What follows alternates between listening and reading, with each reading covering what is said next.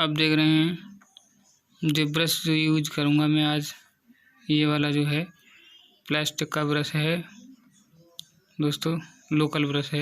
इसी ब्रश को आज मैं यूज करने वाला हूँ और कुछ लिखने वाला हूँ। इससे वाटर कलर ये रेड कलर का है, इसे लिखना है। नमस्कार दोस्तों, मेरा नाम है प्रवीण कुमार और आप देख रहे हैं आपका अपना यूट्यूब चैनल पेंटर प्रवीण। दोस्तों, अगर चैनल पर नए हो तो चैनल को सब्सक्राइब कर लीजिए और बेल आइकन की घंटे को दबाना ना भूलिए दोस्तों। अब वीडियो को लास्ट तक देखिएगा, क्योंकि अगर लास्ट तक वीडियो नहीं देखोगे तो आपकी समझ में नहीं आएगा दोस्तों। वीडियो आपको अच्छा लगे लाइक करिए और कमेंट करिए और बताइए हमें कमेंट करके कि वीडियो कैसा लगा। धन्यवाद।